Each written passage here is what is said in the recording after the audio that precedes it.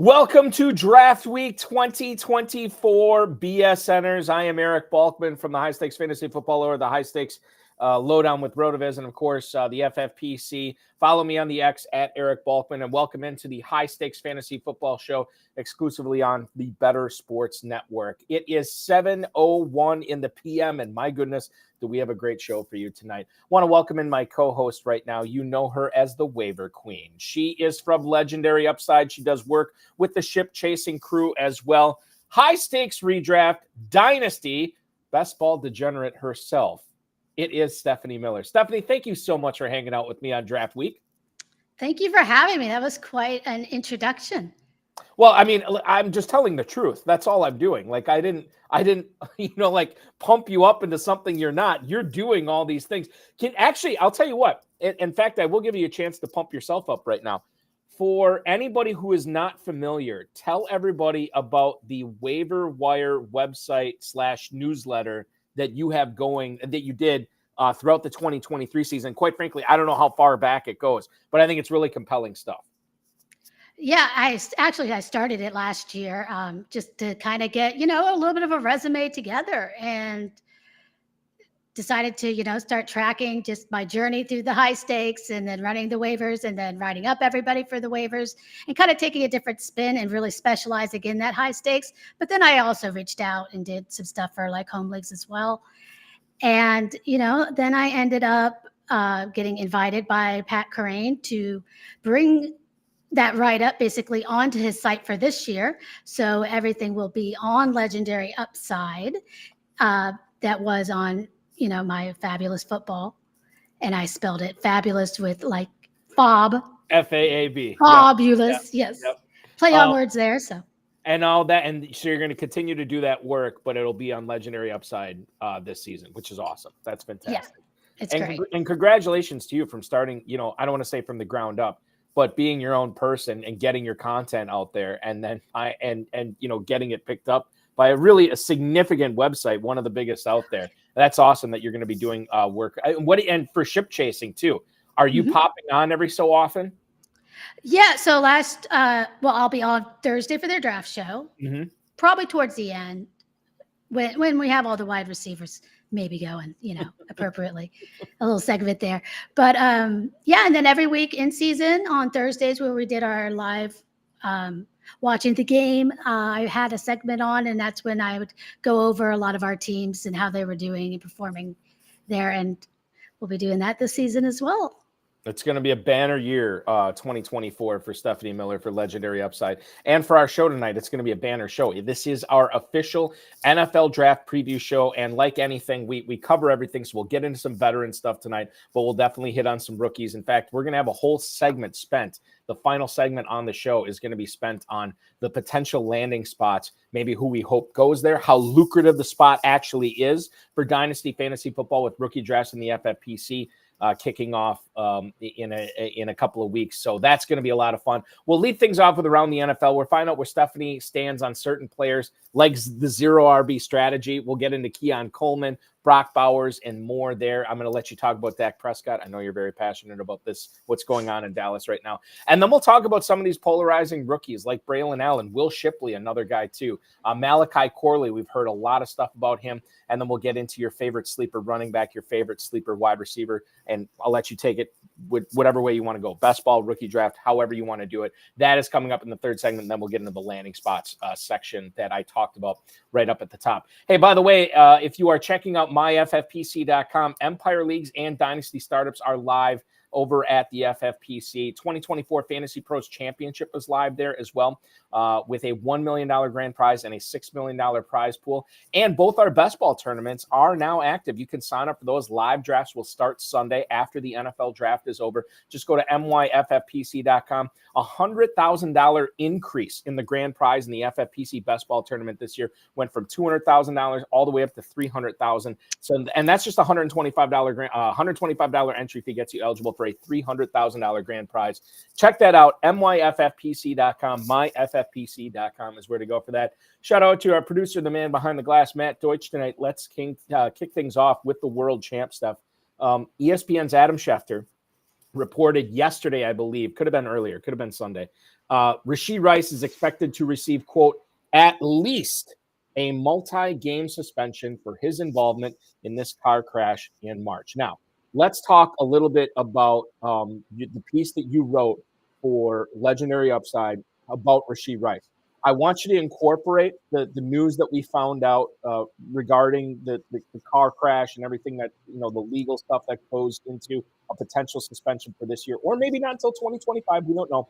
But you did a lot of other legwork for this piece in regards to what type of player Rashee Rice is going to be this year. I'm going to let you take this whichever way you want to go, because this was an all-encompassing article on Rashee Rice in 2024. Yeah. So when I wrote the article, I was very bullish on him. He had a great rookie season. He flashed a lot of things that, we wanted to see. He was coming on by the end of the year. He was, they were finally giving him closer to a full-time role. He was playing a lot more than he was. Everything was, looking pretty optimistic. And especially when we were seeing, Travis Kelce's role go down a little bit, that was, there was a lot of things that were setting up where he had room to grow possibly this year and stuff, because he wasn't running a full complement of routes early on stuff. So as great a season as he had, it was possible that he could, have even a better year. And he finished pretty high. So I was thinking that he was going, he was pretty cheap, especially in Dynasty. If you looked at some of the Dynasty ADP compared to, at the time, some of the best ball ADP, which, kind of the redraft, what we had with these early contests, there was a big gap where he was going way earlier in the best ball stuff than he was in Dynasty. So that kind of was signaling to me that, some people were undervaluing him, and that I thought he was, a really big buy. So then, of course, we have his car crash and all of this greatest and latest escapades. And, people react. So he started falling. If you played any of these best ball contests, you saw him start to fall. I think a lot of people overreact to things. There's a lot, at first there's a lot you don't know. You got to step back. You got to see how has the NFL handled these type of situations? What actually happened, and all of that. So, then we got the charges, and I think it was like 6 charges is what it ended up being, something like that. It was like an aggravated assault, collision with serious injury. I think there were 6 counts of collision involving an injury. So we weren't sure, what to do with all that, really. But in my head, I was thinking, we're still kind of not, right? We're still kind of we still don't know. There's a lot we still don't know. But I mean, we know that nobody died as a result of the crash. And I mean, there's some serious injuries, but nobody was like, I don't think, still in intensive care or anything like that from what we heard, So the degree is, it may be bad, but not dire, I guess. It could have been worse as far as the injury stuff goes. So when we look at what the NFL has done, I mean, obviously we had Ruggs, but he killed somebody. Right. But then we had like Jordan Addison last year. We even had Marquise Brown. I mean, other guys were speeding, and the NFL didn't even make a statement really about it. Like, they did little to nothing. So my initial reaction was, unless we get news that there was like, a worse outcome of the people that were injured or additional charges, or, when they started having rumors of like weapons or more drugs or things like that, which seemed to get quelled. It doesn't seem like that anything came of those. That maybe at worst there would be a couple game suspension, but I was thinking there was a good possibility he might not get anything. Then, it seemed like, we got the Schefter news, and he has the felonies. But I mean, in my opinion, he's going to get a good lawyer. I mean, it seems like I would be very surprised if he went to jail. I feel like they're probably going to be able to play those down to misdemeanors. And they'll probably end up having to pay, restitution or whatever to people. But what about financially? Well, totally. And what about the fact that how slow the legal process moves in the NFL. Well, in real life. In real life, yeah. But then the NFL is not going to react to it. I mean, there's a non-zero chance that Rice doesn't get suspended at all in 2024, which would make, and by the way, I'll tell you this, his ADP, like we saw him going in it's sometimes the early second round, believe it or not, in drafts, according to Fantasy Mojo at fantasymojo.com. Always give Darren Armani a shout out. If you're playing on the FFPC, get a subscription to that. We saw him in, I want to say this was early March, late February. We saw him going as high as the early second. And in fact, he was still going in the mid-second, coming up in, kind of right before this whole thing went down in mid to late March. He was still going as a mid-second round pick. Now we've seen him fall. And with the FFPC best ball, number 2 early best ball tournament close, we saw his final ADP come out in that tournament as wide receiver 24 at the 410. That's right behind Devontae Smith. That's right behind Cooper Kupp. It's right ahead of DK Metcalf, right ahead of Zay Flowers, another guy who we just found out is not going to have any legal repercussions for the incident he was involved in. So Rashee Rice, wide receiver 24 at the 410. Steph, are we going too high, too low on Rashee Rice at that spot? Or like Goldilocks, is that just right? I think I'm pretty comfortable. I mean, I do try to push him in drafts a little bit, because there's a good chance he falls. So I'll take it. But, when we also go back to what actually I wanted to touch on, what Adam Schefter said, he said he's likely to have multi-games. Multi to me, I mean, it's still very vague. Yes. More than one. And like I said, I was already thinking possibly 2 games, possibly 3 games. I really still don't feel like, I mean, I don't know, but there wouldn't be much more than that. And like you say, we don't even know if it'll happen this year or next year, or how quickly the system will play out. So in redraft, I'm fine buying the dip. I have a ton of him in early best ball drafts. So I'm still, right now where his ADP is going, I'm fine with it. Like I said, I do just tend to push it since I already have a good amount of exposure to try to see, because then I could get some different combinations, with players that, you can't normally get with him because of how ADP falls. But in Dynasty, if you can buy low, by all means, because I mean, it's very hard for me to see a big picture scenario where this is career ending or something. Right. So, in Dynasty, even if, he has some less production this year or next year or whenever the punishments occur, so what? Yeah.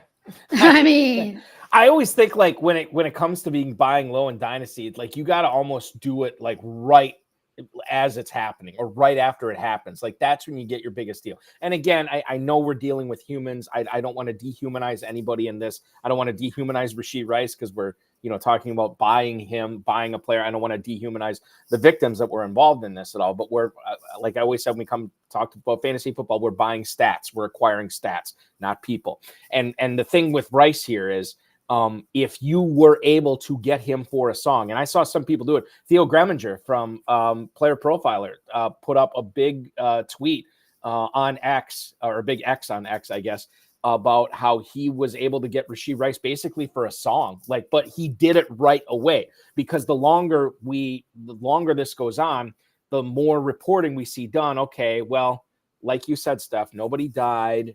This isn't as serious as the Ruggs thing. Now we're talking about maybe a Camara level delay in legal proceedings where it goes to 2025. And even in Dynasty, I mean, are you really worried about a multi-game suspension? Probably not, because especially for a player this young in Rashee Rice. So that's the legal part of it. That's the off-field part of it, which I think is we're all kind of warming up to Rice in that regard. However, and maybe not however, because I read the article on Legendary Upside that you wrote. Man, there's a lot of things to like about what happened with Rashee Rice in 2023 and how that translates to a leap for him in 2024. I'm not telling you to give away everything here, but some of the stuff that you found out about that really makes you bullish on Rashee Rice, who you admittedly said you were already bullish on him coming into this, and then you found out the research kind of backed up that point.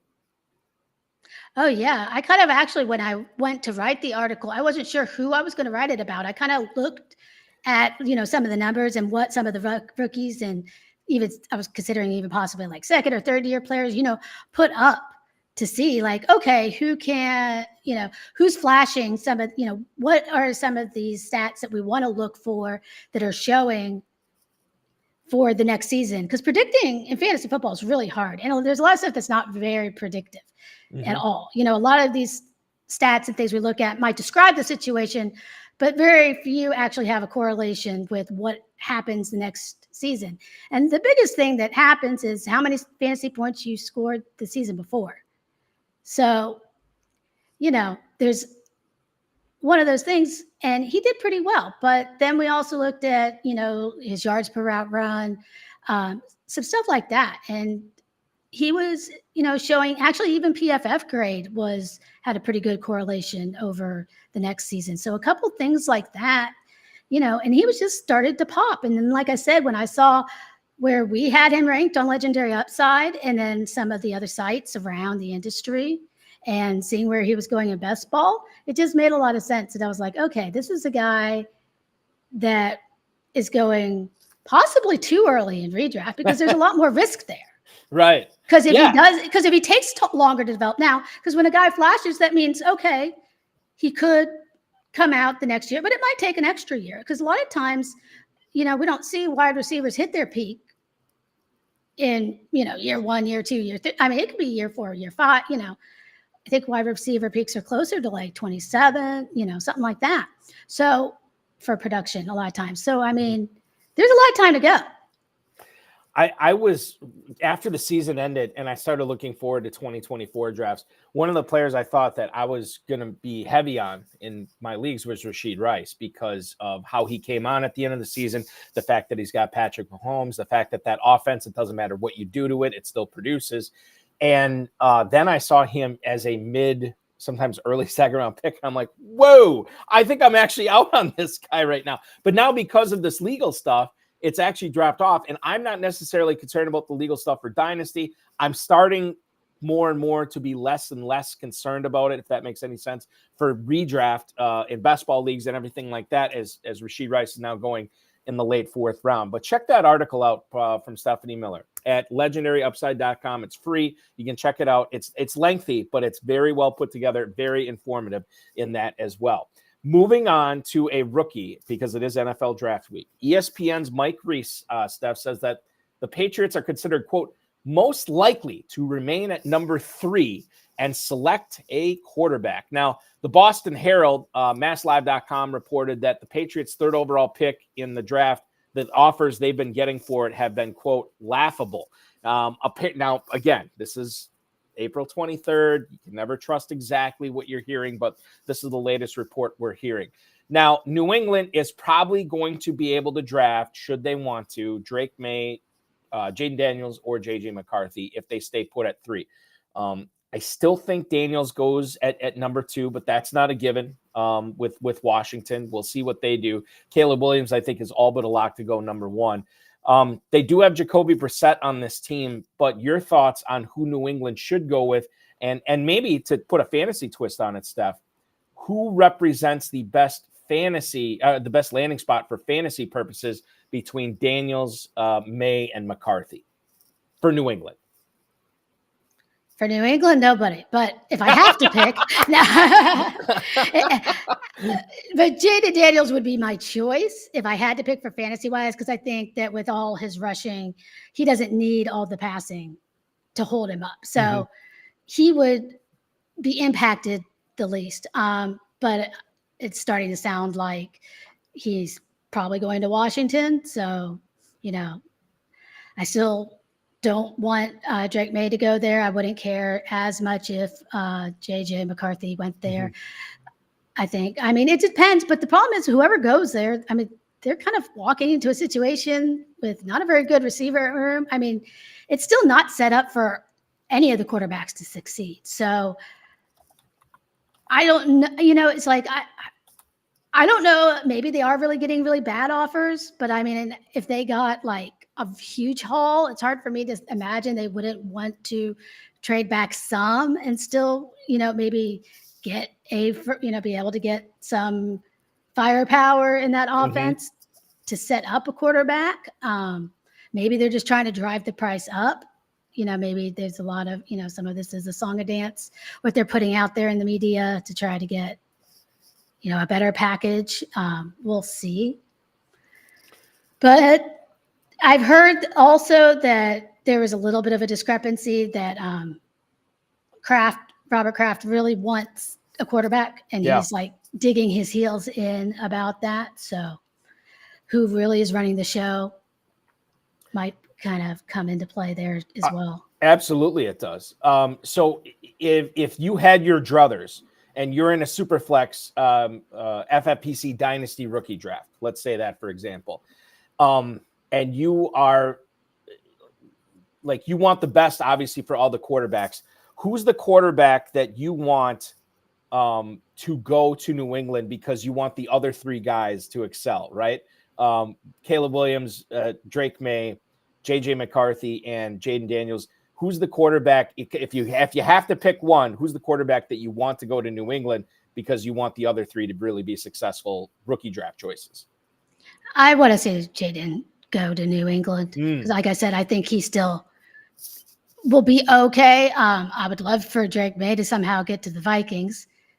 That would be, I think, fabulous. I like him still better than JJ McCarthy, and that because that offense is killer. Better than Washington. So yes, that's true. That would be an ideal situation. So maybe, I guess, I'm not sure, Washington is taking possibly JJ McCarthy, which I'd have a hard time imagining if they stay at 2. I feel like that would have to be probably a situation where they move back, and I don't know how likely that is, but I've seen a few. Yeah. I've seen a few scenarios where it's happened. So you never know. I mean, this year is insane that there's a possibility that we could see like 4 quarterbacks off the board, possibly in a row, which I think is like the first time ever. Yeah, it would be. It would be. So, I'm just looking. So I brought up the New England depth chart as we were destroying the skill position players there. So New England right now for wide receivers and tight ends, KJ Osborne, Kendrick Bourne, Demario Douglas, Juju Smith-Schuster, Tyquan Thornton, Jalen Reagor, Kayshon Boutte, and then a tight end, Hunter Henry and Austin Hooper. Yuck. They just signed another tight end too. Who did they sign? I missed it. I forgot. It was like yesterday. If somebody I did it, I recognized the name. I didn't write it down, but I saw it and I was thinking in my head, I was like, oh, because I was laughing. I was like, just what they need, another tight end. Tight end, yeah. Oh, it was Mitchell Wilcox. There Mitchell, it is. Yeah. From Cincinnati. No, I knew I heard of it. I was like, no, I remember he had a minor role somewhere else, but I was like, I saw that yesterday. I was like, oh my gosh. So I want to get out. Okay, here's what I want to do. I want to talk about a potential New England receiver and how valuable he could be if the Patriots utilize the number 34 overall pick on him. But let's do that later on in the program because I think that's a fun exercise we can do for sure. Now, you talked about Drake May. Jordan Renan, who covers the Giants for ESPN, reported that, again, April 23rd, take this for what it's worth, but there is, quote, a strong belief by some in the league, which is about as vague of a statement as you can get, that the Giants are actually going after Drake May. Now, the Giants would have to trade up to get him, I'm assuming, because they would not be able to get him where they currently stand in the draft. Can you tell us a little bit about not necessarily what Drake May means for Giants football going forward, but I want to get into what you said something a little bit earlier. You like May a little bit better than JJ McCarthy. And while that was a popular opinion a couple of months ago, I feel like it's not as popular as it was before, that May is above McCarthy. Can you tell us a little bit about why you like May as a pro better than JJ McCarthy, and how big is the distance between the two as well? I mean, I think like for fantasy, I think it's probably pretty big. I mean, Drake May is still, a lot of people for some reason don't realize how much of a rushing is part of his game as well. When we talk about wanting these dual threat quarterbacks, and he was also super effective at throwing deep over the field in the middle, which is another thing that we really like for fantasy. He had, I think it was like an 8.6% like big time throw rate down the middle of the field, which was one of the highest, if not the highest, I think, of all the quarterbacks coming in this year. So another thing he does a lot of is he scrambled even when there wasn't pressure. Mm-hmm. So he looks like, I mean, like moving around is a big part of his game. And he was also like, he also scored quite a few touchdowns rushing. Like he's a big guy. So they could use him like at the goal line, kind of like a Josh Allen or something like that. I've heard a lot of people describe him as like a more aggressive Justin Herbert. Like he was really aggressive throwing the ball and stuff. So it's like, let's see, giving me some sort of mix between those guys sounds pretty damn good for fantasy. And he looks to throw when he's scrambling around. Like he's not running to run. Like he wants to get the ball downfield. So that's why, you know, there's still some pass catchers that he could really bring up, where that's another thing with kind of Jaden Daniels. He wants to run, and he's not the biggest guy. And there's some concern there that taking hits, you know, how well he'll be able to withstand it, where I'll say the biggest drawback, I think, with May, I've heard, is, you know, some of his footwork and then some of his decision making, where like when things kind of go bad, they go from bad, like he does something that makes it from bad to worse. And I think with those two things, like they're correctable, right? Like footwork is totally correctable. That might be like a 1 year thing, like where he's, you know, footwork we're not even talking about. Decision making, I think too, is something, if he gets the right coach, maybe he's not going to make the best decisions in the world right away, but that comes with the experience. To double down on what you're saying about rushing, bear in mind that in not this past season, the year before, 698 rushing yards. So basically 700 rushing yards. He gets in the end zone 7 times. This past year, on 72 fewer rushes, he still rushed for 450 yards, and then he got in the end zone 9 times. And that's a 3.8 and a 4.0 average. But bear in mind, in college, they count sacks as rushing yards too. So like this is actually a lot better than, and those numbers on the surface are pretty good. This is actually a lot better in the pros too, because those numbers would be much higher.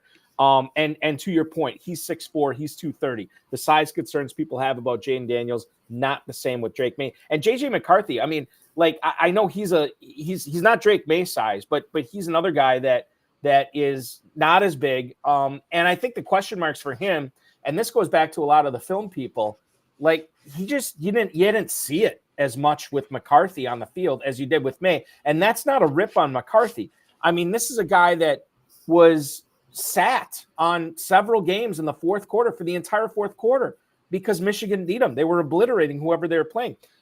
Against Ohio State, one of the best teams in the country, they ran the ball like 30 some times in a row. McCarthy was never needed to do anything, but just because your college team says, hey, we don't need you to do this, doesn't mean you can't do it. Now, May, I think I'm with you. I think we've seen a much bigger body of work that okay, he can get it done. And sometimes I think when you have that big body of work, the footwork, the decision-making, that gets amplified a little bit. Not saying they're not issues, but I am saying that sometimes it can be amplified. But I think the May versus McCarthy thing is fascinating. And assuming that it's Williams and it's Daniels, and then that pick for the Patriots at 3, they're going to go with McCarthy or they're going to go with May. That is going to be fun to watch on Thursday night. Just one of the many fun things that's going to happen on Thursday night. And we'll go to New York for this next part, Steph. Rich Simony, who covers the Jets for ESPN, he thinks that the Jets selection at number 10 overall could come down to an offensive tackle. Pick one, I don't know. Or Georgia tight end Brock Bowers. Brock Bowers, and I'll kind of let you weigh on him a little bit here in regards to catching passes from Aaron Rodgers. Aaron Rodgers historically has not necessarily thrown to the tight end a whole lot, and I don't necessarily blame him, because the Packers, outside of Jermichael Finley until he got hurt, they never really had a big-time stud tight end. Yeah, they had Jared Cook towards the end. They had Martellus Bennett at the very end, but they never had that real stud tight end. So I understand why Rodgers didn't throw to him a whole lot. But if Brock Bowers does land in New York, Steph, I mean, this could be very, very interesting if you were a believer in Brock Bowers as a tight end. How would he fit in New York? I mean, Brock Bowers is okay. First of all, people want to think of him as like a tight end. Think of him more as an offensive weapon. Like when we always say we want to see like guys be able to take some snaps, maybe like out of the slot, he really could.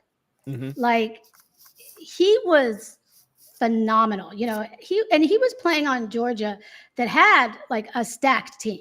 So he's on there with some other like really talented wide receivers that are going in this draft as well. And he was pretty much outproducing everybody. I mean, he was phenomenal. Also, he was doing some things with his yards per route run. He had a 3.01 his first season, which is phenomenal for a wide receiver. And he's a tight end. He's a tight end. That's right. And like he was actually the only wide receiver in this class that have a higher career yards per route run than Bowers is Marvin Harrison Jr. and Malik Neighbors, who are legendary generational talents, like in their own tiers. So, I mean, Brock Bowers is as good as the receivers. I think the biggest argument is, should you take a tight end that early in the draft overall? Which, you know, some people are saying no, because of, you know, how much you're paying them for the position, that it's not worth it. Right. But I mean, for what Bowers, I think, can do for your team.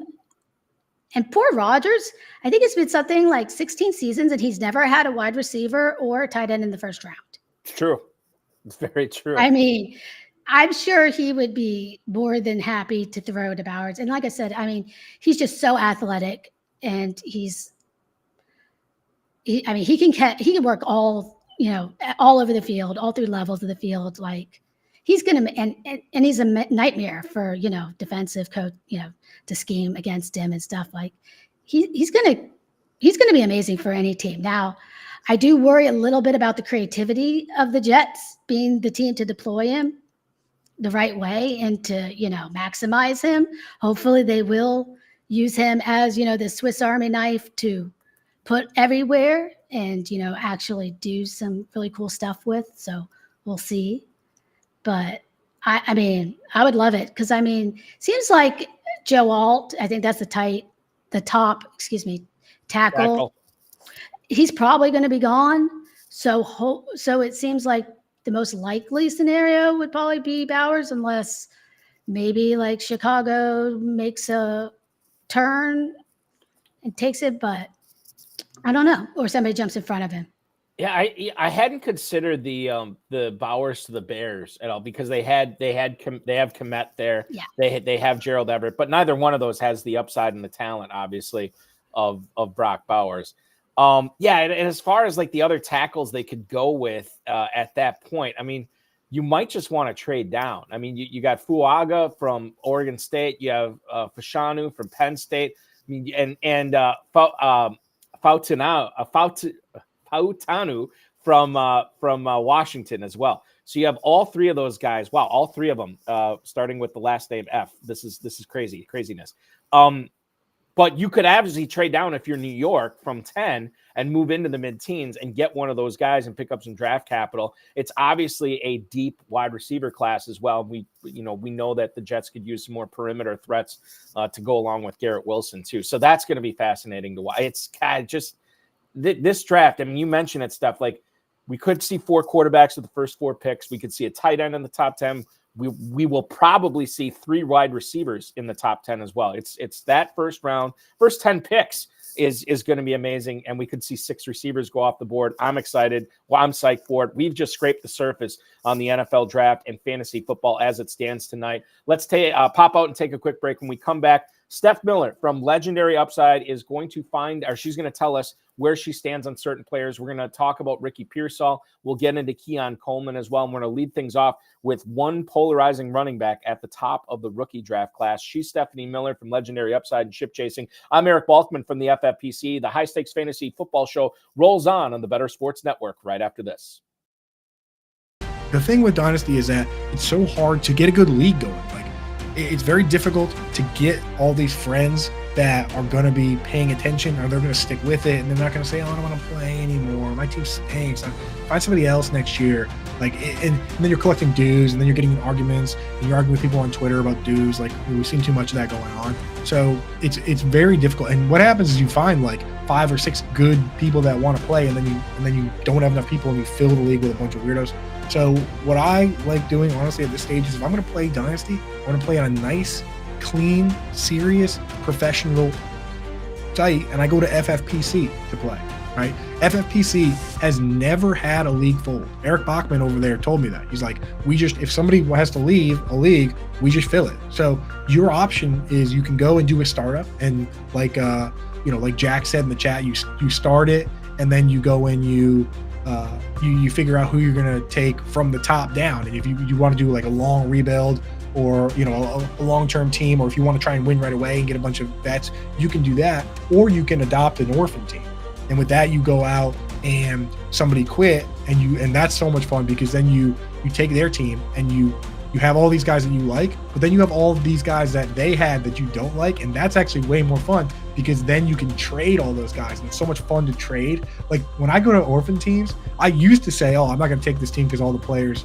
I don't like them. I only want players I do like." But I've realized that it's actually more fun to take the teams that have a couple guys you really like and a couple guys that everyone else likes that you don't like, and then trade them. Like go and grab an orphan team like Gabe Davis and then trade him to some Gabe Davis guy. So go do that now. Use you can use the QR code here or a link in the description, or go to myffpc.com. Just make sure you use promo code COOP when you get set up. They'll give you $25 when you deposit 35 or more.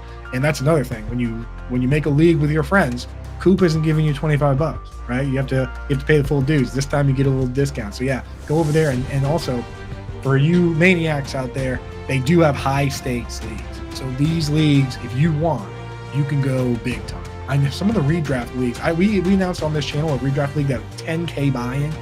I'm not sure the dynasty ones go that high, but they go into the thousands. So if you want to take this real seriously and get crazy with it, do it. That's the place to do it. myffpc.com, promo code COOP, baby. Go get set up.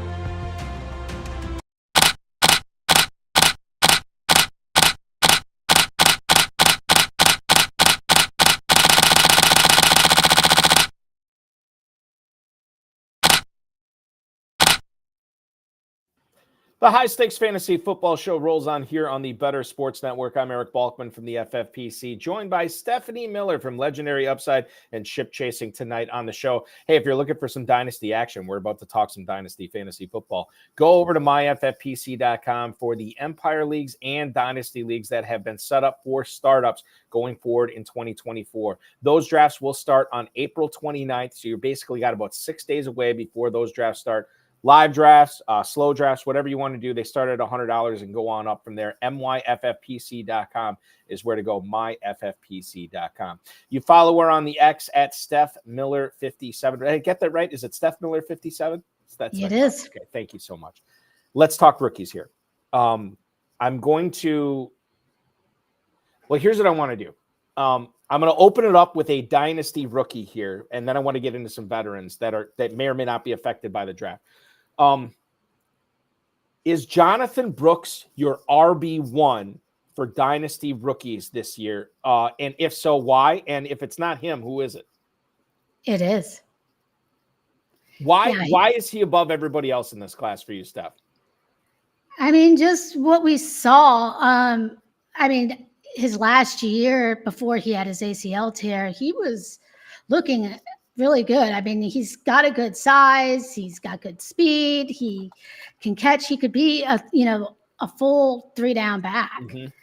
And the only, thing, he didn't have a huge body of work, but he was also, he was playing for Texas. And before that, he was behind Bijan Robinson and Roschon Johnson. So there's a reason.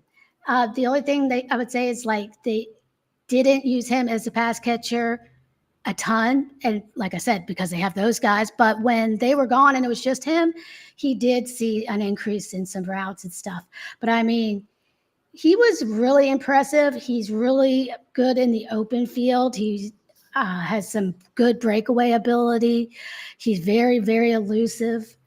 So there's a lot to like there. And like I said, I really think he could be, get all the work in an offense. He's shown an ability to be a workhorse, which is something that a lot of these backs haven't.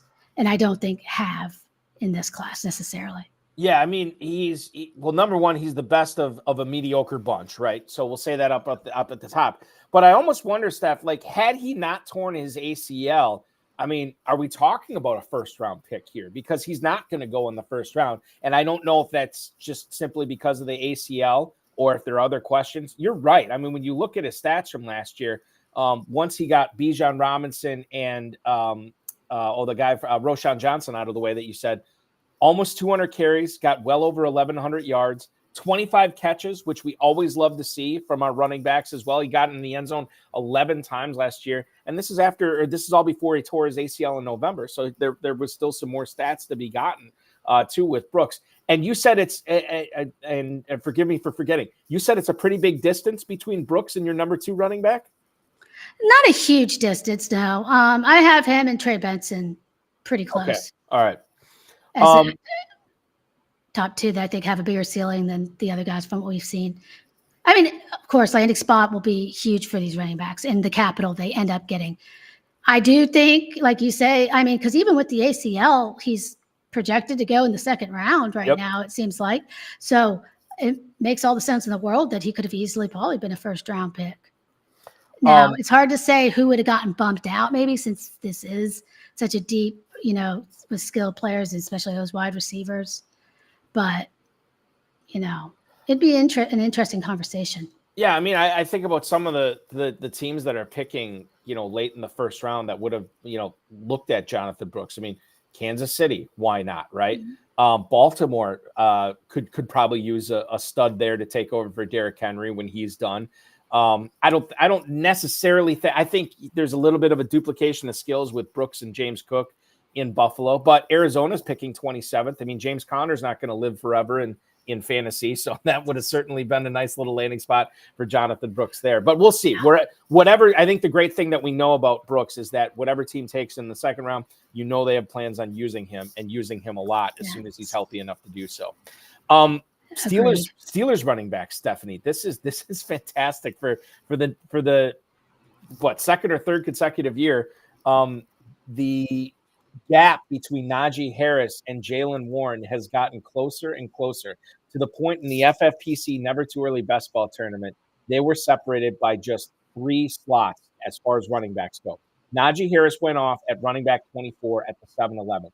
Jaylen Warren went off as running back 27 at the 8:05. So you're looking at about a half round difference between those 2 players. I've talked to a lot of high stakes players over the years, and not over the years, but since this was a thing. And they have told me, like, because Warren was so cheap, they always envision, like, well, let me just take Warren instead of Harris because I don't have to invest nearly the draft capital into getting Warren as I do Harris. Now they're almost at the same spot, Steph. Like, has the hate gone too far, as Matthew Berry would say? Has the hate gone too far on Najee Harris? And he should be the guy when you're talking about getting him in the late 7th. Where do you stand on the Steelers running backs right now? Well, I think that we are finally getting it right. I mean, Jaylen Warren's been the more talented back. I mean, just because he was originally undrafted, he's flashed a lot more talent, and he's the one that's got the receiving ability. Last year, it's like we thought, okay, he flashed talent his rookie year, and we thought that maybe he could earn a little bit more of a bigger role, but he's just showing a lot. And he was so much more efficient on a lower volume than Najee. It was pretty eye-opening if you look at some of his stats. And then he finished last year, I think, as RB17 in yards per route run. He had 1.24, and and then in ESPN's receiver rankings, he was RB2 behind only Christian McCaffrey and Austin Eckler. Mm-hmm. So he's got a lot of that upside that we want to see with receiving. And then he was, still the better rusher last year as well. He's he's a much more efficient player. I mean, clearly. than on so Jalen Warren. much. Yeah, the volume. And then when we have Warren, I mean, the biggest thing with Warren is I think he's still going to have the goal line role. Yep. But more what it is I'm willing to take Najee now, where before there was no way because I thought he was just so overpriced because it was like you say, why not? Now they are close enough that I think it makes sense that you could. I've taken them both on a team together because of the capital you're spending.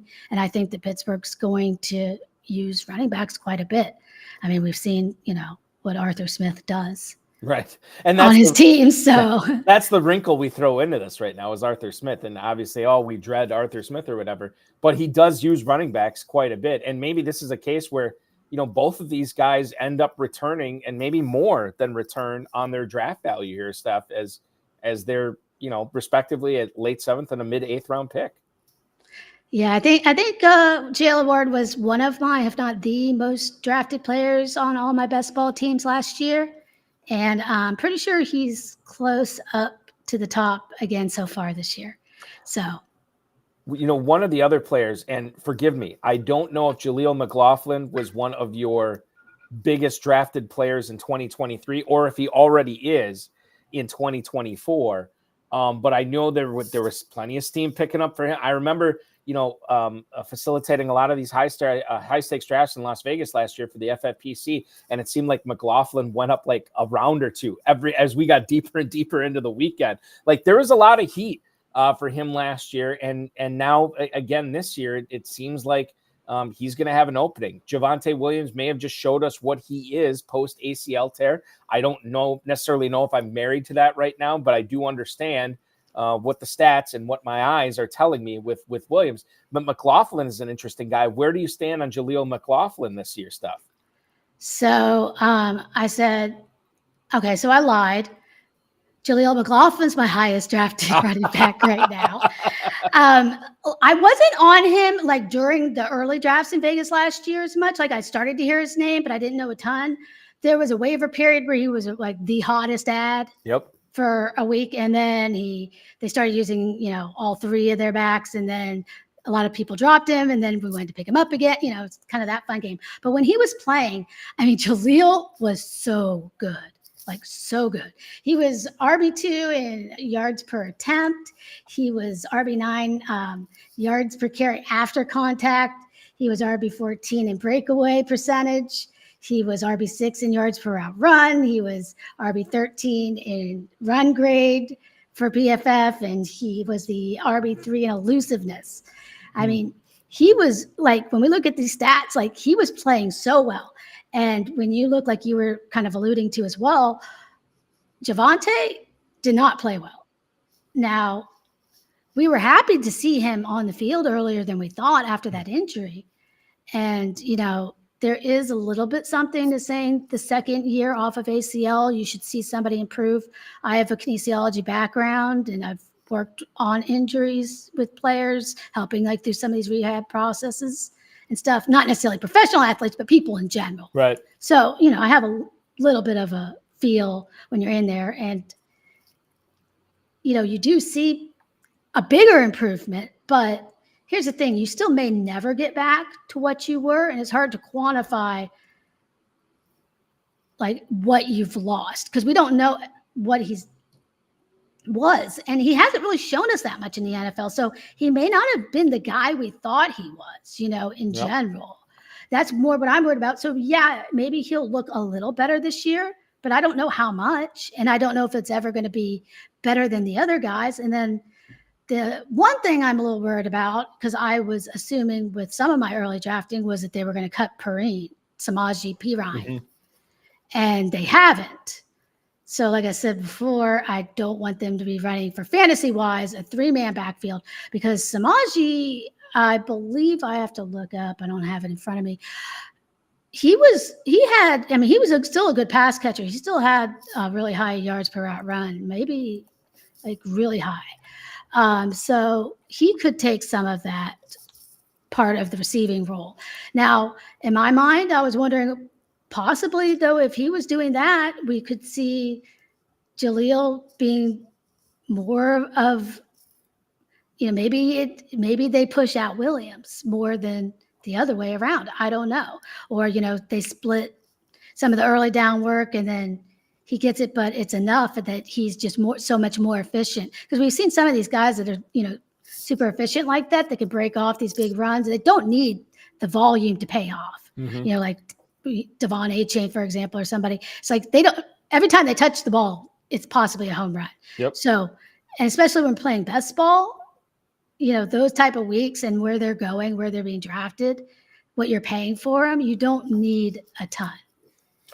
I didn't even realize this last year, getting back to Perine. He had 53 carries. Yeah.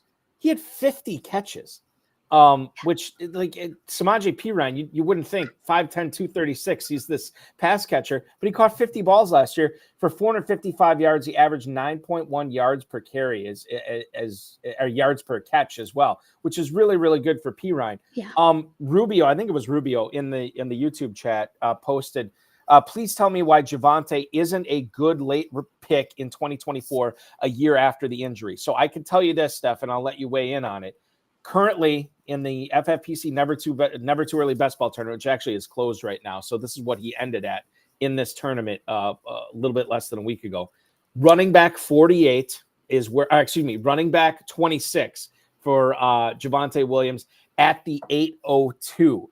Is that a place that you'd want to be in business with Javonte Williams, or is that still too high based on what you've seen from him so far? I still take Javonte. So just because I was, again, in on McLaughlin doesn't mean I was necessarily out on Javonte. Okay. So I do still, because I think that there is still a case, like you say, of some upside, and he's still cheap enough. I mean, I don't mind his price. I mean, odds are he still is going to at least start off the season. I think it's the lead running back, but, the talent, it's more the case that possibly McLaughlin is the more talented back that could come on eventually or, start to overtake him. But right now, I mean, I'm still at that price comfortable taking some shots. He's not a guy I'm fully fading by any means. And I mean, sometimes, when we're talking best ball, it's a little confusing to people that don't play, the quantity that some of us play. It's like we have a big portfolio. So it's like when we take stands on players, we might have what we say, like being even with the field at like, an 8% of a guy, and then might take like a softer fade or go heavier than that, of how much exposure. But there's not a whole lot of, there is some guys, but there's not a whole lot of guys that I take absolutely zero of unless I just think they're like sorely mispriced or there's just no reason, Mm-hmm. So, I mean, it's a little different than people that might be just drafting one or two fantasy teams, for example. Then it's like, you might want to get your guys a little more in that and be a little more discriminating. Yeah. And that makes perfect sense. I mean, it's all depends upon how much of a volume drafter you are. If you went 0 RB in drafts this year, obviously you'd be looking at Jaleel McLaughlin. Well, even if you didn't go 0 RB, you'd be looking at Jaleel McLaughlin because he is so cheap. Running back 48, 1307 right now in the Never Too Early Best Ball tournament with the FFPC. Speaking of 0 RB, Stephanie, where do you stand on that strategy in 2024? I feel like it gets called into question every single year. But this year, I don't know. Maybe it's just me, but it seems a little bit louder. Where do you stand on that strategy in best ball? I mean, right now, it's been perfect. I mean, I think a combination of just all these guys that we used to go really early as running backs. It's kind of a changing of the guard type thing. A lot of them are now changing teams. They're in their second contracts and stuff. So they're going in that, quintessential RBZ dead zone. Mm-hmm. And they're fitting the profile of what a dead zone back is. Like I said, if you're, a dynasty player, that a lot of times you want to get rid of your running backs before that second contract hits. You don't want them after 25. And if you're picking them up, you could buy them in season, like a veteran, really cheap, just to compete, maybe, if they're putting up numbers or doing things. But, you don't want to hold guys. You're going to lose value on them. So a lot of the 0 RB is you assume that running backs in general, there's going to be a lot of chaos throughout the season. They're going to get hurt and things. And these guys are going to have roles deeper in the draft. And they're going to have an ability to put up, you're going to find these guys who can put up the same amount of points or get you things. And that's just not true at like the wide receiver position as much as it is like running back. So it's kind of a way to play into that chaos instead of, you know, going against it, that anti-fragility type thing that, you know, Sean Siegel was the original father of Zero RB, wrote his article and, you know, goes to explain. But also, and I totally lost my train of thought. But regarding like the Zero RB specifically, how it's working this year, you're finding that when you look at your builds in your drafts after it's done, you're finding like, oh, wow, this really fell into place with me. This Zero RB really fell into place again in this draft. And it's been happening multiple times for you, right?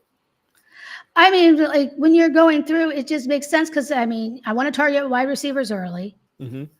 And then when you're looking at, like I said, who's there kind of after those first couple rounds, those guys aren't that interesting. And then we're having all these guys that we're talking about that are so talented that could very well end up, there's a lot of ambiguous situations, being possibly the guy.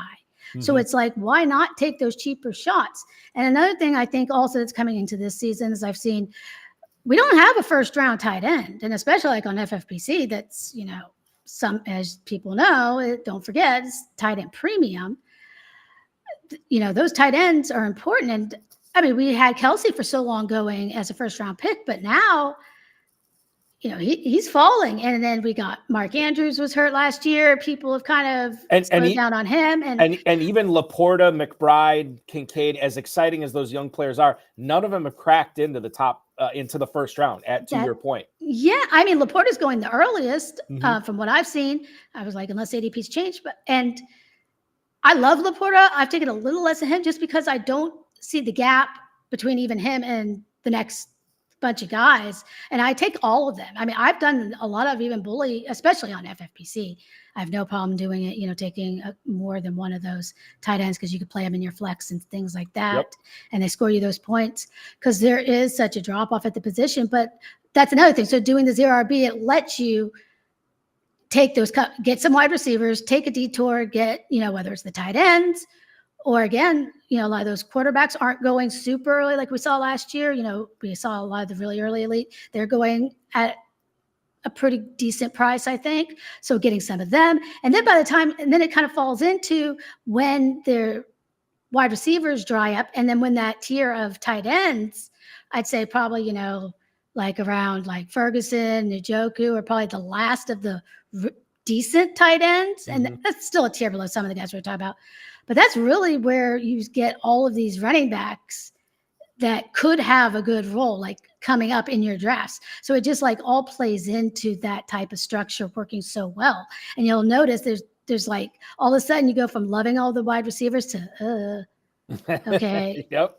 Where'd they all, you know, everybody Where'd they go? You could take a quarterback in a lot of that range too, if you want, you know, a second, but that's just kind of when like all of a sudden running backs start to look like the best things on the board. Anyways.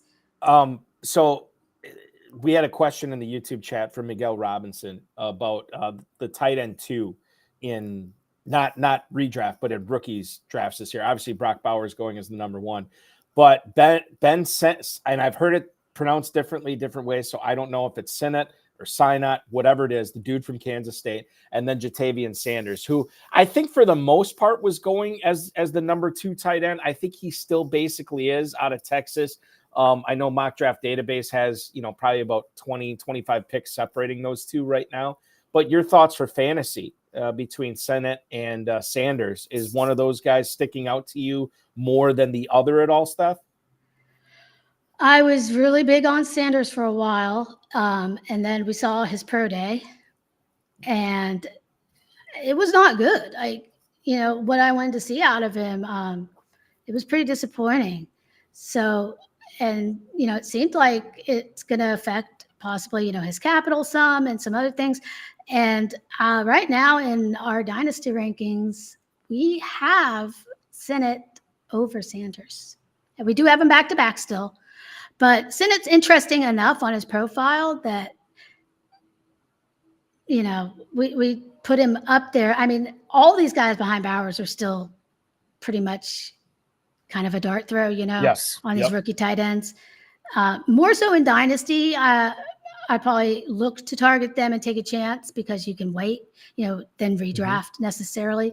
I mean, last year, though, we saw these tight ends put up such a big score. So I think people really want to find the next Laporta and things like that, and then we had Trey McBride going so late, guys like that. I don't know if these guys profile like that for, coming on this year, but we'll see. But I definitely still take them as late as they're going, because you can get them pretty late. I mean, still, even in tight end premium, near the last rounds. I mean, you're looking at in the Never Too Early Best Ball tournament, there are 4 tight ends being drafted, I believe. Nope, I take that back. 5, 6. I promise you it's no more than 6. But Brock Bowers was going in the mid-5th. Then you could get Jatavian Sanders in the 16th. You could get Ben Sinnott in the 18th. Theo Johnson was a 19th round pick. And then Cade Stover and Jaheim Bell out of Florida State, they're both 20th round picks. You are right. I mean, this is the definition of dart throws, where the number 2 rookie tight end in redraft is not going until damn near the 17th round of these best ball tournaments. Here's what I want to do. I want to save the Keon Coleman discussion. I want to save the Ricky Pearsall discussion. And I want to get in, if there's time, I want to get into Jackson Smith and Jigba in the next segment. We may or may not have time to get to that. But before we close out this one, you are a Cowboys fan, right, Steph? Unfortunately. Now, you say unfortunately, it's America's team. There's nothing to be ashamed about with the Cowboys. They are a fantastic football team. There's fantastic fantasy players there in CeeDee Lamb, Jake Ferguson. But the guy I really want to ask you about is Dak Prescott. The way I want to frame this is, we know that for whatever reason, Jerry Jones is not inking him to a long-term deal, and we do know that Prescott's price goes up every day until he signs that deal. For fantasy purposes, if Dak Prescott goes into the 2024 season without a new deal, is this making him go up your board, down your board, stay the same? How do you feel about Prescott if he doesn't get this deal before the start of the season? I mean, I'm not going to move him. I don't think he's going to sit. I think Dak will still bet on himself. So I think he's still going to play out the season. Regardless, I have no idea what Jerry is thinking, though. It's made no sense. I mean, that's more what, I laugh at being a Cowboys fan. It's always maddening. It's like, it's so illogical sometimes the way they run. He needs a GM so bad. It's like, whatever he does, the price is going to go up. Mm-hmm. I mean, and most of the time he's caped. Last time when he didn't pay Dak, he had that injury, and then he still paid him. I mean, Dak's going in to hit free agency, if he goes in without this extension in 2025. I mean, we saw what, Kirk Cousins got, again, coming off of that injury. I mean, Dak is, regardless what you think of Dak, he is a top 10 NFL quarterback in this league. It's not going to be like people like, oh, Justin Fields didn't get, no, I mean, he's not on that level. Dak is a proven quarterback. Some team is going to pay for him, and they're going to get into a bidding war. He's going to get his money from somebody, whether it's the Cowboys or somebody else. And I mean, the Cowboys have nothing. Even Trey Lance right now isn't going to be on the roster for 2025. And assuming, this draft class isn't going to be that great. Next year, we're looking at quarterbacks this year. So unless there's, he okays it because he's got a no trade clause, to be traded and something really crazy happened and they got a quarterback. But I really don't see that happening. I mean, Jerry talks about all the time he's getting older and things. I mean, the team is set up to win now. We only have Cooks for one more year. And then, Gallup's gone. We got CeeDee, who we also have to sign, but it doesn't make sense to really get his deal done until that. Right. We have a quarterback throwing to him. We still have Parsons in the wind. He's probably third on the list for extensions in order. But Dak here, I mean, Dak was great last year. He was the number 3 receiver on PFF grade. He had the most, he had 39 touchdowns last year, the most in the league. And his interceptions were not that much. I know everybody likes to always say that, but I mean, I have also some pretty big memories of Josh Allen throwing some interceptions in the end zone, and people don't seem to give him the same crap. And, all this, yeah, it's frustrating when we see them like have these playoff games and leave early, but they're getting to the playoffs. Like, how many teams actually are making it to the Super Bowl? If that's your standard for if you should extend a quarterback, then like the only quarterbacks that should be paid is Patrick Mahomes. I mean, come on. Like, it makes no sense. Like, people always say, like, you have, a bullseye on you just for wearing the star in your helmet, which is true. It's like you're under this microscope and held to these standards that nobody else is. And I mean, also, I think a lot of it is just sometimes our coach, I don't know how well he did better than I thought. Like, he finally figured out it's a good idea to throw CeeDee Lamb the ball. Look what happens. But it took him a while to figure that out, that you should target consistently your number one wide receiver. But he's not the most creative.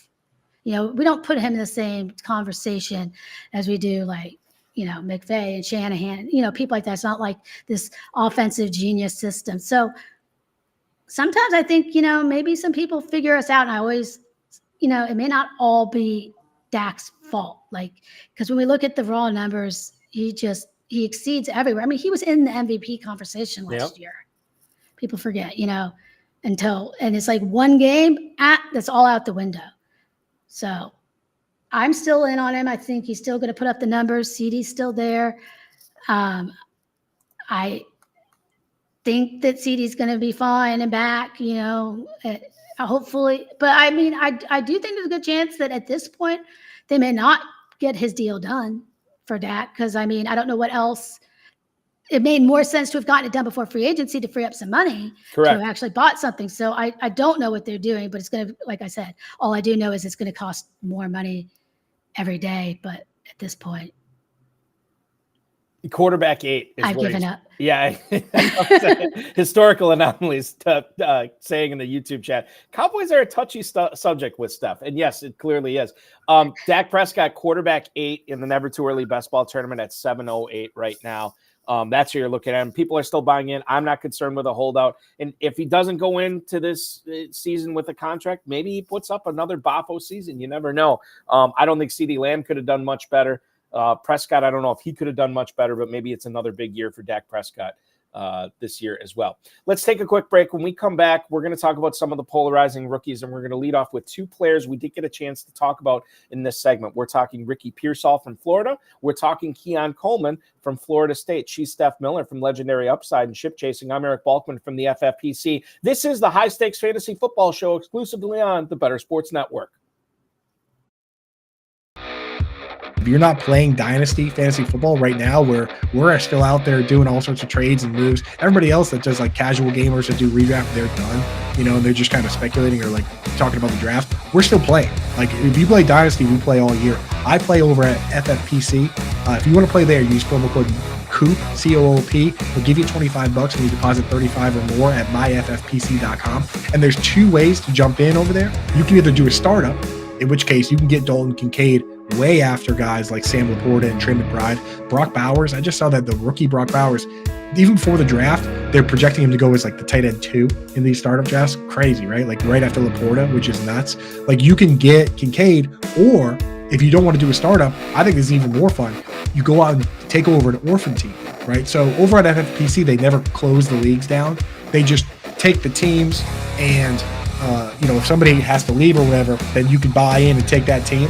So you can go find a team that has Kincaid and a bunch of players you like, and you keep those players, and then you look at all the other players you don't like, and you have the golden opportunity to trade them away. Like, it's so much fun to take a team and be like, okay, you know what? Because if you do a startup, you love all the guys already. Like, those are your babies. If you do an orphan team, then you can trade away all the guys you don't like, and that's even more fun, honestly. You have the golden, the green light there. So go to myffpc.com, use promo code COOP. They'll give you $25 when you deposit 35 or more, and you'll give you a leg up versus starting your own league. Now you got to chase people down for dues. You got to pay your own money. So go get set up over there.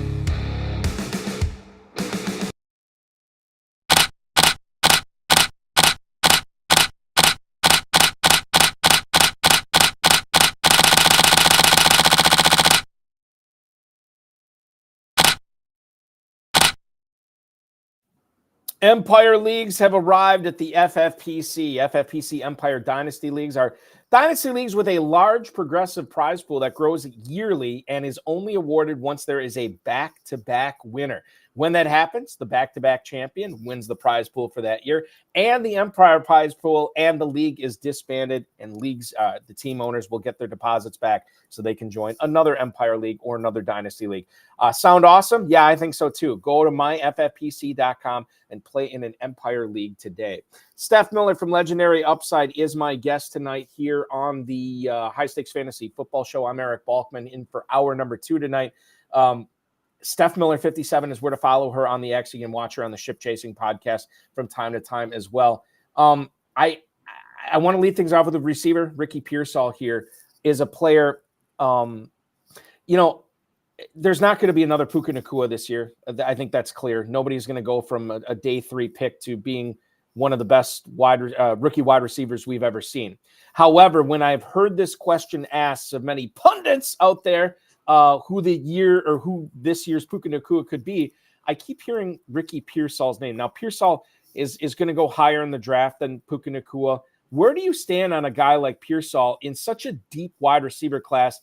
Is he going to be a hit in fantasy football leagues this year, Steph? I hope so. I have a lot of Ricky Pearsall. I really like him. I mean, he's a little bit of an older guy. Profiles mostly as a slot, but he did have some downfield production. He's really good in the intermediate area, and he's got great hands. He was also he was really efficient, and like I said, he killed the combine. He's super athletic. So I'm pretty excited about him. I mean, I think that there's definitely some upside there, and it seems like the teams are really in on him. He posted pretty solid yards per route run numbers. He had, 2 really solid years at Florida there with 2.41 and 2.23 for his yards per route run. He never hit really that 30% dominator rating that we want to see, but like I said, he was still productive. And he's kind of, like, I want to say kind of similar to like Jaden Reed. Is a big comparison I've seen some people make. Jaden Reed had a little bit more of a deeper ball profile. Like I said, Pearsall's a little bit better in the intermediate area, but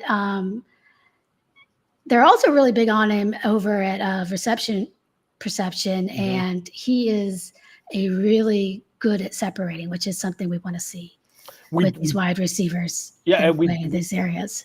I think the other thing to keep in mind with Pearsall is in another draft, like take for instance last year's draft class, he's not going off the board. I'm looking at the mock draft database right now and where he's ranked by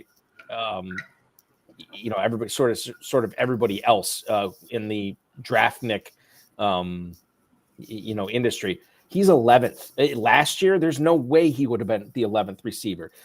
He might have been all the way up to like a late first-round pick, maybe early second-round pick. Now, he could still go in the second round this year. In fact, I think he's probably going to go somewhere in the mid-second round. But Pearsall's a really interesting guy that I know I wasn't paying attention to 2 months ago, but I'm definitely paying attention to now. A guy who is expected to maybe go a little bit before him, maybe right around where he's going, in the NFL draft come Thursday night or maybe Friday. Keon Coleman out of Florida State, a player that I was talking with one of my cohorts at the FFPC during the college football season. And this has happened to be after Coleman had strung a couple of really good games together. And he said, hey, is Keon Coleman the wide receiver 2 for rookies this year? And I said, well, and like Steve Harvey would say, slow your roll, player. I don't know if I would have him that high. And clearly he's not that high. I mean, Neighbors, Odunze, both head and shoulders above him. I like Thomas ahead of him. I like Ladd McConkey quite a bit too ahead of Keon Coleman. But Keon Coleman, once he gets to the pros, there are some concerns. There are some red flags. Are they warranted, Steph? How do you see Keon Coleman at the next level? I do think they're warranted. I mean, he can't separate, and that's a big deal. I mean, that's what we've seen, and we see he's mostly getting it done on like contested catch rate and stuff like that. He's not super. He doesn't have the best like lateral agility and things. He's he's explosive and he's strong, but former basketball player. Yeah, he can jump, but there's some other concerns, and he didn't have the speed either that we wanted to see. Right. Yep. That's another thing. Big one. So there's a lot of red flags. I mean, with his production, he had, he never really got there. I mean, he was actually outproduced by Wilson, who could be, oh my gosh, I'm having a later guy, Johnny Wilson, who could go later. Yeah, what's he going to be drafted as, a wide receiver or an offensive tackle? No. Because or tight end. Yeah, or tight end. I mean, that guy. I'm in Wisconsin, but I'm a big Florida State fan, and I watched those guys last year. And Johnny Wilson, it looked like a man amongst boys every single time that he was out there. But he was not. You want to talk about separation? Wilson didn't get a whole lot of separation either. But when you're a behemoth like him, you just threw it near him, and he was probably going to come down with it or catch it because he had such a massive target radius. Yeah, and the other thing about Coleman is he didn't have the best yak that we would have expected either. So like even after the catch, it's like he wasn't doing that great. So there's a lot of red flags. I mean, it's very obvious what he is, what his role would be. And then, the next level in the NFL, just as, that big guy. But I mean, there's a lot of questions. I mean, when we see that type of profile, it makes me think, is this Quentin Johnson all over again type thing, situation. So maybe the Chargers will get him in the second round and really make. I've seen it mocked before a few places, so who knows? I mean, I've seen him go a lot of places. We'll see. It'll be interesting. Yeah, that's the thing. I mean, like we could talk about Neighbors and Harrison and Odunze. Well, we kind of have a general idea of the handful of teams that are going to be drafting them. Guy like Coleman could go in the second round. We don't know. I mean, and there's a lot of teams that could come up and get him if they wanted to. Let's shift back to rookie running backs here, Steph. I want to lead things off with MarShawn Lloyd. I want to make sure we hit on him. So Derek Brown from Fantasy Pros is probably the biggest MarShawn Lloyd fan that I know. He keeps pumping him up, telling me that he's going to be the number one running back in this class. He's going to be awesome. And I think there are certain things to like about MarShawn Lloyd. Number one running back, I'm not so sure about that. I don't see it the same way. You could make a case that maybe 5 or 6 guys should be above him. You could also make the case that maybe only one guy should be above him, maybe no guys in Debro's case. So MarShawn Lloyd right now projected as a 3rd round pick in the NFL draft. Does that seem right for you? How do you stand on, or where do you stand on MarShawn Lloyd once he gets into the NFL? Because I would imagine he's probably going to be part of a committee to kick off his career, but maybe he could develop into being that 1A on a pretty good team. Possibly. I'm not as high as some people. I've heard some of the pro cases. He has some good receiving efficiency. He was pretty solid, but he wasn't that great of a runner, honestly. And we'll see. But his speed was really impressive, and especially for his size when he tested out at the combine. But he was a lot of it was just like his consistency, I think. Mm-hmm. So he kind of like had some trouble bouncing his runs to the outside, and he did good when like everything went perfect, but then when it didn't, it's like it kind of all just fell apart. He wasn't that efficient on the per touch basis and things. He scored only like at the 37th percentile mark in elusiveness and in breakaway as well, which kind of go hand in hand there. Yeah. But his dominator rating was okay. He did pretty good there.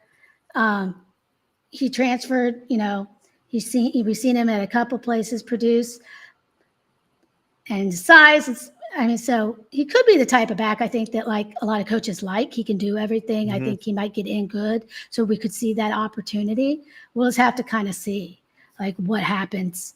Like you say, I think he still might have a committee role. I don't see him as a workhorse type, which limits his ceiling quite a bit. And he kind of has some wasted movement there too. He kind of runs a little bit like Pacheco. 13 catches last year for Lloyd, which I don't necessarily put all on Lloyd because Caleb Williams is an underrated runner. And a lot of times if you have a mobile quarterback, doesn't necessarily have to dump off to the running back because he can kind of take care of it himself. But Lloyd is an interesting guy. And also as interesting, or maybe more interesting, is Braelon Allen out of Wisconsin, who is, I think a lot of people were really, really excited for this guy when he hit the scene as a 17-year-old freshman in the Big Ten, and he was putting up numbers and he was bolting over linebackers. I mean, the guy, Braelon Allen, is not a small man. I mean, you're looking at what, 6'2", 6'3", 235, 240, 245 pounds, whatever it is. And this was at 17 that he was doing this. He never, I mean, the numbers did get better. And obviously with Luke Fickell taking over last year, he hires Phil Longo from North Carolina to input an air raid offense. And Braelon Allen did show he was capable of catching the ball. However, his numbers weren't all that great. After when he tested at the combine, didn't do everything at the combine, tested at his pro day. His pro day numbers were, I don't want to say they were meh, but they were kind of like, I was hoping for better. Yeah. Braelon Allen is an interesting cat when you look at where he could go this year. Right now, I think you're looking at him as a third, maybe a fourth round pick, maybe an early fourth round pick. Braelon Allen at the next level, is he a guy that we should be looking at for fantasy purposes? Does his game translate? Because he's certainly got the size, Steph, but does his game translate into a player that we want to be drafting, or is he A.J. Dillon 2.0? Yeah, I mean, I was with you. He was super young, so it's like he still has a lot of room to grow, and he's big. And it's like a lot of teams are going to like him. And then we saw those testing numbers, and like you say, at his pro day, and then the fact that he didn't want to even like do his second attempt on things. Well, it was I'm okay. So it's not like, I could have done better. It's like, right. Let's just keep it there. The thing that irritates me about Allen, and not about him specifically, but he was the type of guy that I expected to blow the combine out of the water. Like I expected, these drills, these agility things, and these things that measure athleticism. This is the kind of stuff that he should have crushed. And not only did he not crush them, he was just kind of average in them. And I think that's a big red flag for me. I mean, he was really bad. Like his jumps were horrible. Yeah. Like his agility was like, they couldn't give him a raw score. Like he didn't enough testing for it to qualify for some reason.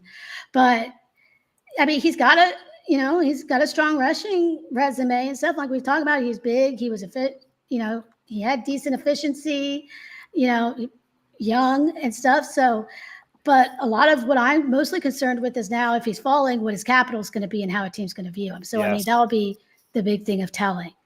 Because, because if he's going on day 3, then yeah.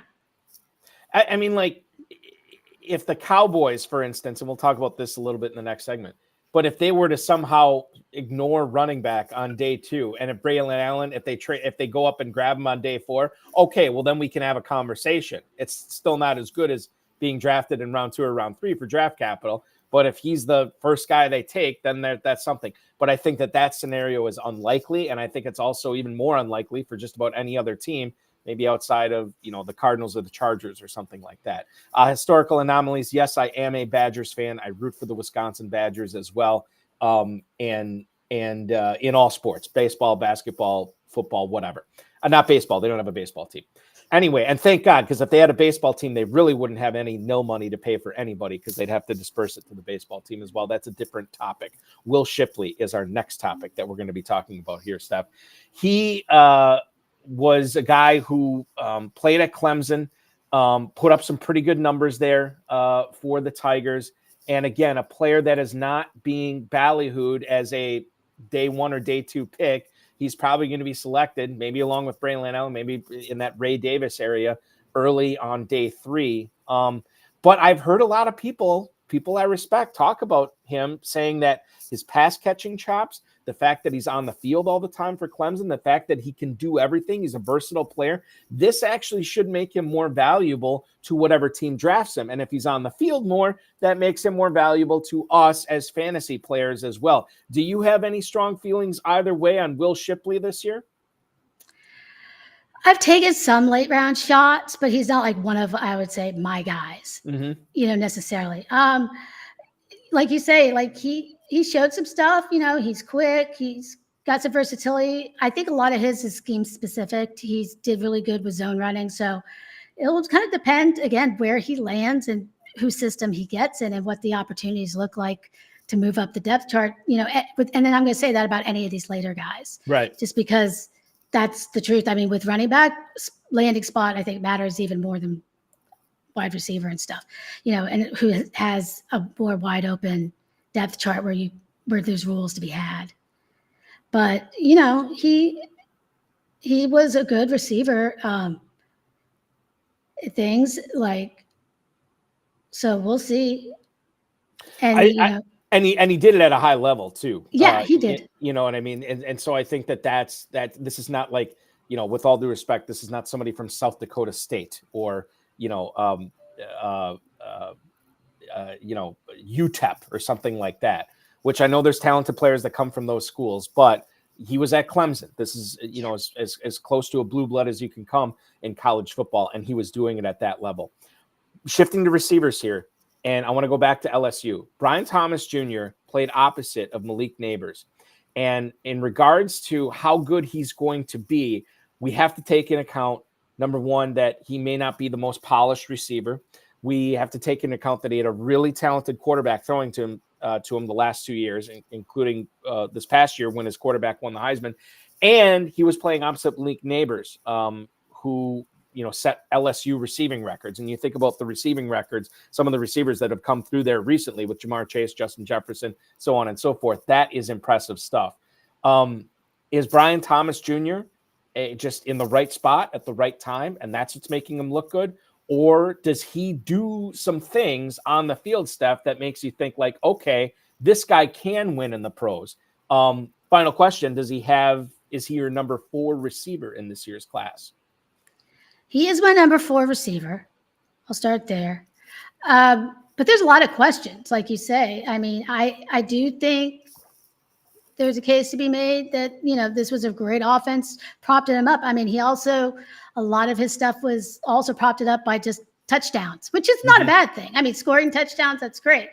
And his athleticism is off the charts, but, some of the other stuff isn't necessarily there. So for where he's going, it's a lot. But the upside's there. So it's kind of like one of those things like, I don't know if I want to be all the way in, but I definitely don't want to be all the way out. Yeah. Especially if he goes somewhere like, the Bills or things like that. It's like, I want to be really in those type of scenarios. And if the thing is, Thomas Jr. could go in a spot where he could be like a future number one, like he could be drafted to be a future number 1, maybe not in 2024, but for sure in 2025. I think that's what makes him so compelling. The last specific wide receiver I want to get to here in this segment is Malachi Corley. Malachi Corley is a player that I did not know much about in January, February. And then, you start watching film, you start reading what other people are saying and scouts are saying about him. And I'm kind of like, God, this guy should probably be going a little bit higher than he is. 5'11", 210, 79 catches, 984 yards, 11 touchdowns on 113 targets over 12 games in his final year with Western Kentucky. That was his second best year. In 2022, he caught 101 balls on 142 targets, almost 1,300 yards. He gets into the end zone 11 times again that year as well. Malachi Corley right now, as I look at what a lot of the pundits are saying as far as receivers going and where he's going to go in the draft, he's probably not going to be taken until that end of round 2, start of round 3 range. And obviously, we'd much rather see him go end of round 2 to a team like Buffalo or Kansas City or something like that than at the top of round 3 to maybe a team that doesn't have a proven quarterback. I'm pretty excited about this player. I know that the size isn't exactly, it's not the most traditional thing you want to see, but I feel like the NFL is shifting to maybe having more shifty wide receivers than the whole size aspect being the most advantageous thing to have. How do you feel about Malachi Corley? Because the more I read about him, the more I'm liking. He's another one I hadn't totally got. I know some people are really into him. I'm not out, but I didn't totally get in like overboard on the bandwagon. I mean, a lot of it that I've seen, like some of the biggest knocks are just he doesn't have a really diverse route tree. Mhm. But I know he's really the yak monster there. So it's kind of, how you're looking at. He was productive. He didn't really totally break out. Until a little later, but we'll see. And he did play 4 years of college. He could have come back for his 5th year. He's deciding to end. So that's obviously good. I will say, and I'm trying to, okay, so his big season was 2022, which would have been his junior year. So that's kind of what you like to see. You're right. I mean, his sophomore year, 73 catches, 700 yards, 7 touchdowns. I mean, that's fine. 6.7 yards per target. It doesn't wow you. And then the other thing to consider is the competition level at Western Kentucky. It's not like he's going up against Alabama and Georgia every single week. He's going up against everybody that the Hilltoppers are playing. So I think that's another thing to keep in mind as well. But you sprinkled them throughout. You got them in a few drafts. I do want to know, as far as all the drafts you've done so far, do you have a favorite sleeper running back? Is there a player that you keep coming back to? You're like, I probably shouldn't be this overweight on a player prior to the NFL draft, but I really like this guy's game. I think no matter where he ends up, there's something to like about this player here. I have him on a lot of drafts. Is there a rookie running back that you have at this point in your draft stuff that you're really liking what you're seeing? Yeah, I'm not sure how deep we're talking. So I went pretty deep. Dylan Laub. Oh yeah, sure. From New Hampshire, I really, really like. He's not the biggest guy. He's 5'10", 208, but he can catch. And, that's in fantasy, we love a receiving upside. And, he had tons of production. Obviously, again, we're talking about not necessarily the best competition. So, you got to take things with a grain of salt. He's an older prospect as well. But a lot of the things that he does well, he was really efficient and he was a workhorse. And those are things we want to look for in those later rounds if we're going to take a shot on a guy. He had a 94% backfield dominator rating in 2022 and an 82% mark last year. And overall for his career was 86%. So that is really good. He was really efficient as a receiver. Also, he had a career 1.81 yards per route run. So, he's somebody I'm really excited about. And I think as a specialized receiving weapon, he could have a role in an offense right away if he lands in the right spot. Yeah, Laub, what's interesting about him, 2022, he went from 1,200 yards on 240 carries to 715 yards on just 158 carries. So you're looking at 500 less rushing yards, but he also saw 100 less carries or 85 less carries. But his receptions went 49 for 464, just 2 touchdowns, to 68 catches to 699 yards and 7 touchdowns. This is college. This is not the pros. Dude is catching 68 balls out of the backfield. This is something we need to be paying attention to for fantasy. And obviously, when you're talking about late round best ball guys, when you're talking about late round 2, round 3 running backs in your rookie draft, Dylan Laub is a guy that we need to be paying attention to. Might not get chosen until the 6th round, but that may not make a difference because, as you said, he's demonstrated that he has the chops to play right away, whatever team drafts him. Same question, Steph, but let's do receiver here. So this is a deeper draft, obviously, for receivers. You look at, how many receivers could go in the first 3 rounds? 12, 13, it could be even more than that for all I know. So I don't know if that makes it easier or more difficult to find a favorite sleeper as far as deep wide receivers go. You can go as deep as you want on this. Who's your favorite? The guy I went with for this is Javon Baker. So not super, super deep, but he's 22. He's 3-year player, 6'1", 208. And, I think we could see him. He could end up playing X or Z in the NFL. You know, he has a fantastic vertical profile. He was really good against press coverage. He was really good against zone. He was good against, I mean, man, he did everything well. Yes. He had the best success rate versus press of any wide receiver in the class other than Rome Odunze, which pretty damn good. Yeah, you're in good company there. Javon Baker, I was going to say, I talked up how I keep hearing more and more about Malachi Corley. Javon Baker is another guy that I keep hearing more and more about, people excited about seeing where he lands, who gets his services after the NFL draft. Probably going to be, I would imagine, a third-round pick, maybe fourth, but I think he sticks on day 2 somewhere. He's going to go. Very excited for Javon Baker as a pro. 1,100 yards, 7 touchdowns on 52 catches last year. Incredible 21.9 yards per catch. We are coming into the home stretch right now. We're going to take our final break. When we come back, Steph Miller from Legendary Upside and I are going to discuss some of the more interesting landing spots that could be fantasy gold or fantasy fool's gold.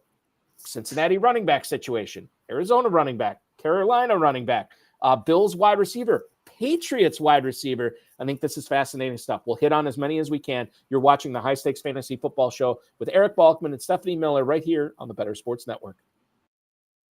The thing with Dynasty is that it's so hard to get a good league going. Like, it's very difficult to get all these friends that are going to be paying attention, or they're going to stick with it, and they're not going to say, "Oh, I don't want to play anymore. My team stinks. Find somebody else next year." Like, and then you're collecting dues, and then you're getting in arguments, and you're arguing with people on Twitter about dues. Like, we've seen too much of that going on. So it's very difficult. And what happens is you find like 5 or 6 good people that want to play, and then you don't have enough people, and you fill the league with a bunch of weirdos. So what I like doing, honestly, at this stage is if I'm going to play Dynasty, I want to play on a nice, clean, serious, professional site, and I go to FFPC to play, right? FFPC has never had a league fold. Eric Balkman over there told me that. He's like, if somebody has to leave a league, we just fill it. So your option is you can go and do a startup, and like Jack said in the chat, you start it, and then you go and you figure out who you're going to take from the top down. And if you want to do like a long rebuild, or a long-term team, or if you want to try and win right away and get a bunch of vets, you can do that.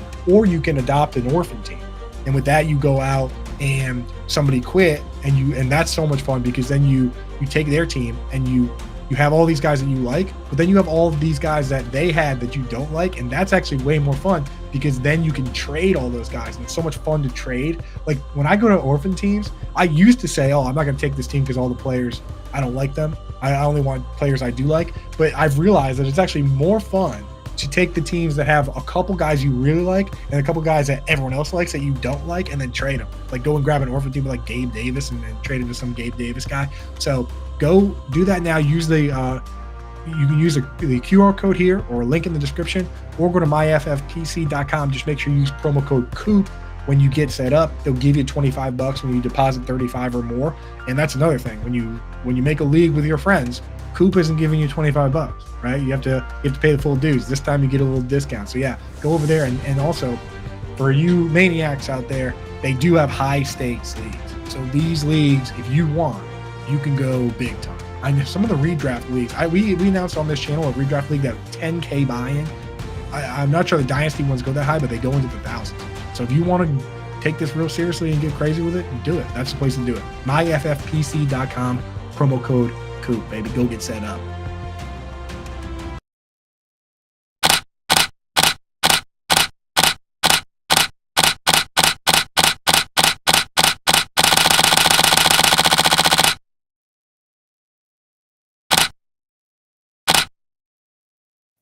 21 minutes until the top of the hour. You're watching the High Stakes Fantasy Football Show on the Better Sports Network. Eric Balkman from the FFPC and Stephanie Miller from Legendary Upside and Chip Chasing joining you tonight. I want to tell you a little bit about the Fantasy Alarm All-Pro subscription, which you can unlock all content for all sports, including annual draft guides. When you get it now, you're going to get one-on-one expert access in the Discord. You'll be able to sync up your league so you can analyze matchups and trends in your specific leagues. The lineup generator is integrated with Fanjections. You're going to get daily rankings, weekly rankings, the value vault, position coaches on there, waiver wire, ownership percentages, projection stats and tools. Build better lineups guaranteed. Get access to everything Fantasy Alarm offers all year long. Use promo code LOCK at fantasyalarm.com/lock. That's LOCK.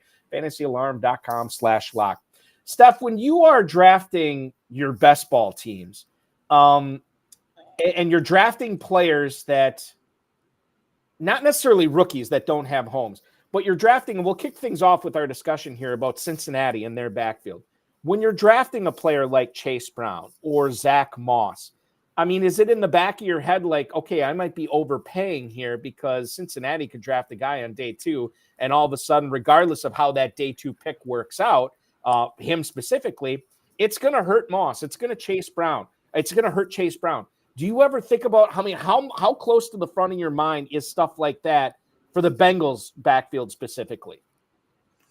I mean, it's pretty close. I mean, like you say, because when it goes from a 2 to 3 man backfield, that's a big difference in fantasy.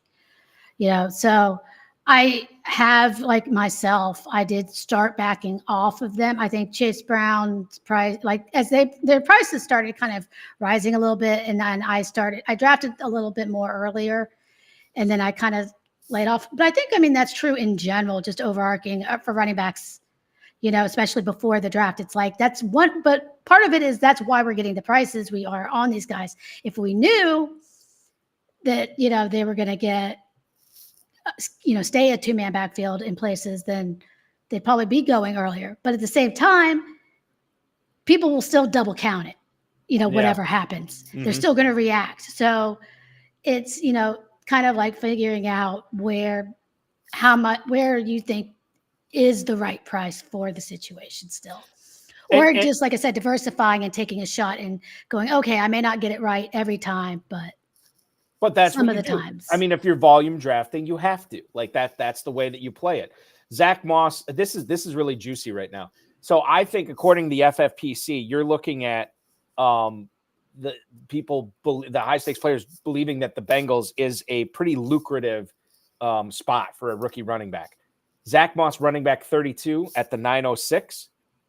Chase Brown, running back 37 at the 1008. So with that, you're not having a starting running back drafted until the mid-9th round. This is awesome for a potential landing spot for the Bengals. And then you also get to play next to Jamar Chase and Joe Burrow and perhaps T. Higgins for a year or maybe longer. Maybe they get Bowers in the first round too. That there's a non-zero chance of that. That'd be insane if that were to happen. That's the dream. Well, what's the dream for your Cowboys and their running back? What do you want to see them do in the draft? Because right now, Deuce Vaughn, Rico Dowdle, and who was the other cat that they got? Royce Freeman. Yeah, that's right. Clearly the leading fantasy scorer in the backfield for the Cowboys, not on the roster yet. What do you want to see them do, and what do you think they're going to do? Well, for once, I'm trying to temper my expectations, but I think there's a good chance that Jerry is reading my mind here, and we are one, because my number one running back that we talked about earlier is Jonathon Brooks. Mm-hmm. And, Jonathon Brooks has gotten some connections to the Cowboys, and I think it's a real possibility. Also, we talked about his ACL. I don't know how aware everyone is, but I've been talking about this for a while. So anybody in Discords with me is probably sick of me saying this, but Dr. Kenneth Cooper, the team doctor for the Cowboys, is the same doctor who did his surgery. So if he's getting some good prognosis of some things going on, it seems like they would be the team, and they've done, they've overlooked some medical stuff in the past, and, for the right things in it. If we were talking earlier, a player that maybe was a first round pick going in the second and the Cowboys need, and they want to do something splashy, it seems like the right, that type of play that they think they're getting a value, because Jerry has to get a deal out of things. It makes a lot of sense. So I think it'd be cool to see. The only thing I would slightly can be concerned about maybe is right away, is he ready out of the gate, and what else? I was hoping that they would maybe have a better veteran as, a bridge there than Royce Freeman that they signed or something. Mm-hmm. But hopefully he's ready, or, close enough, or that they can still do some sort of rotation to be okay until that point. Stay in the same division. Devin Singletary. This is fascinating to me. The top drafted fantasy player in fantasy drafts for the New York Giants is Devin Singletary. And you say, Balky, there's no way that could be accurate. And I say, yes, that is. In the FFPC Never Too Early Best Ball Tournament, no Giant, on average, was being selected until the 10:06, the middle of the 10th round. And it just happened to be Devin Singletary, who was the 35th running back off the board. After that, no other Giants running backs were selected. I feel like nobody's talking a whole lot about the Giants landing spot here. I think it's because we like rookies and we want to see them do well. And we saw what Saquon Barkley did the last few years behind that offensive line in New York. And obviously their perimeter players leave a little bit to be desired. So you can load up the box against them. How juicy is the Giants running back situation for a landing spot for a rookie right now, Steph? Well, part of it is, do they fix the offensive line? And is there anything to not have a stacked 8-man box every time, right, against them? So, I mean, but it's wide open. And I want to think that Dable is, decent at scheming and that we can figure out something going on here. I made the mistake last year of thinking that the Giants were all so underpriced and loading up on them as late round picks. It turned out, no, they were correctly priced.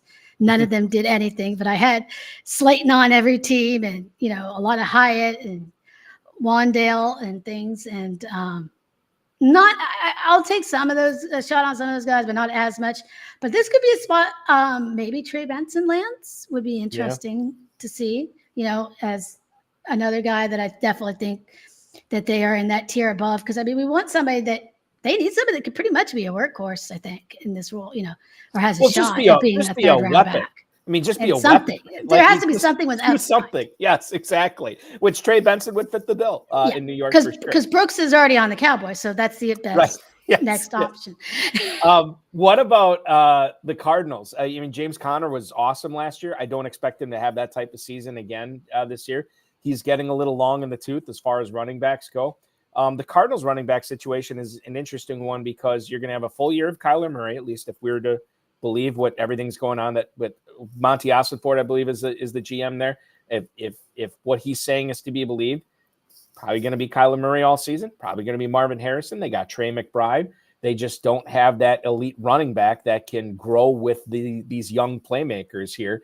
The Cardinals running back situation, if a guy like, Trey Benson were to go there, or, a guy like maybe not necessarily Braelon Allen, but, a player like Jalen Wright, or MarShawn Lloyd we were talking about earlier. That's kind of a desirable spot to be going right now for fantasy, right? Oh, yeah. That's like you said, James Conner has not stayed healthy for long. He's good when he's healthy, and he's getting older. Like, he's not going to last. And yeah, some of those guys were on my list as well. I think I like Jalen Wright a lot. That's a guy I think would be really interesting there. Possibly even like Blake Corum is another one that could make a lot of sense in that offense, playing behind there. Depends on how early they take a running back. We've talked about there's some guys later they could look at. I was more interested earlier on in the season in like Audric Estime, but he's got some good size to him still. He performed pretty well against like stacked boxes and things. Like, he had some interesting numbers. Then, the combine was less than ideal and he kind of fell out of favor a little bit, but I don't know. And then another older back that kind of just does a little bit of everything really good that I've looked at is Ray Davis. Yep. Can make some sense. Hollywood Next just popping into the YouTube. How about Ray Davis? Well, Steph just told you that's another guy in Arizona for sure. Carolina, their backfield, is that sneaky, or is that like just you don't want to be a part of that backfield going forward? Because I don't think they really have. They have some pieces there. I don't think they're sold on any of them as a long-term solution. But the Carolina running back situation, Bryce Young, the Panthers, they got to be better in year two. They're probably going to get him some more weapons in the draft. How sneaky good, or sneaky, maybe not even sneaky good, is the Panthers running back situation in that scenario? Is that sneaky good or obviously bad? I think it's a promising chance at a role. Mm-hmm. Now, like you say, I don't know how good the offense is going to be. So I don't want to, my number one thing isn't always to take a running back on offenses we think are bad. Usually we want to take running backs on offenses we think are good. But there's not, as far as like you're looking at depth charts, I mean, it's definitely there. Obviously, Miles Sanders isn't what they wanted. They had Chuba play, as the, kind of took that job over. But neither one of them are, like you say, lighting the world on fire. And it'd be easy to carve out a role and push one of them out. So I do think there's a chance that somebody could come in and be the guy, or, it to even just be a two-man backfield or something. But but they need a lot. So, I mean, it's hard for me to see them necessarily spending an earlier round pick on a running back instead of a wide receiver, So we may be looking at just a little bit of a later guy there and somebody that can just be a three-way committee type thing, So that's kind of the downside of it.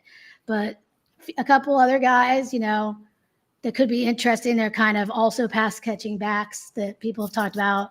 Rashina Lee out of Marshall and Tyrone Tracy out of Purdue could be some guys that would make a little bit of sense there in that type of role. Tracy's another guy that people are just, he's really flying up for it. Crazy for right now. Yeah, absolutely. Shifting to wide receivers. This is what I teased at the top of the show. New England does not have a quarterback at the moment. They're probably going to get a quarterback with their third overall pick. And we listed off all the also-rans, has-beens, never-wases for the Patriots pass catchers.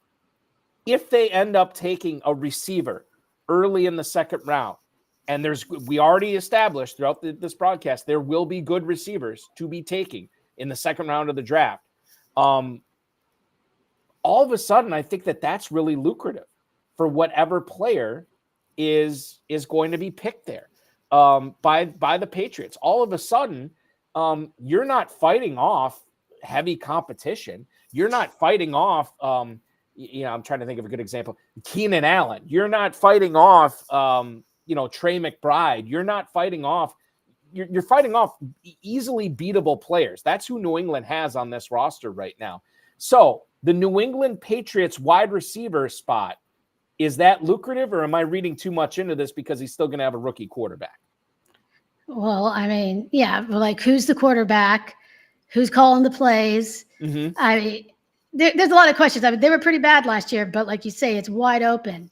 Hopefully that they're not going to just rotate, because I mean, they have so many guys that are like literally the same thing. And yes, I mean, I'm like, you have a type, huh? But I mean, a few things that could make Keon Coleman could make sense there, I think, in the second round. Roman Wilson could make some sense. If maybe like Adonai Mitchell fell, he could make some sense. Those, guys that could be there for like round 2, possibly. Troy Franklin, I think they had him for a top 30 visit as well. So we'll see, but Troy Franklin could be going earlier than that. It just depends. We don't know how things are going to play out. That's the glory of this. It's like there's so many questions on who's going to actually go the first round, the second round, and it's pretty wide open and so deep.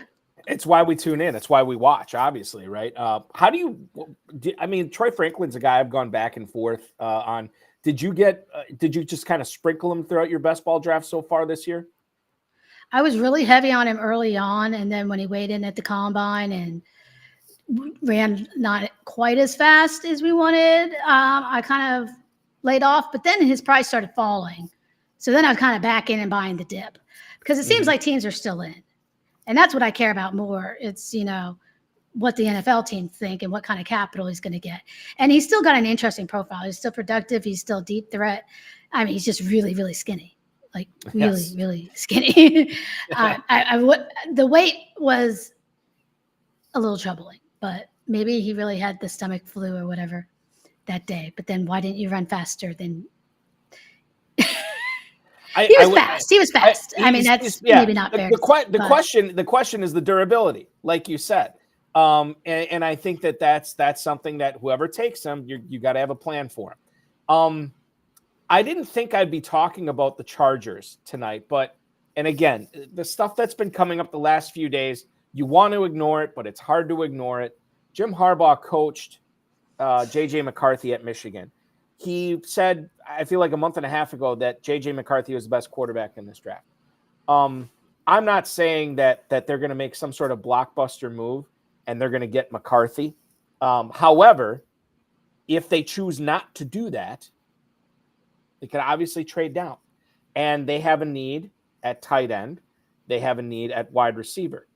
Joshua Palmer and Quentin Johnston are the two big guys they have on the outside. And I use big in quotation marks because we don't know how big the game of Quentin Johnston is. And Joshua Palmer has been inconsistent at best. They need somebody there. Now, whether it's a receiver or a tight end, they got to get somebody, and they could get Bowers as well.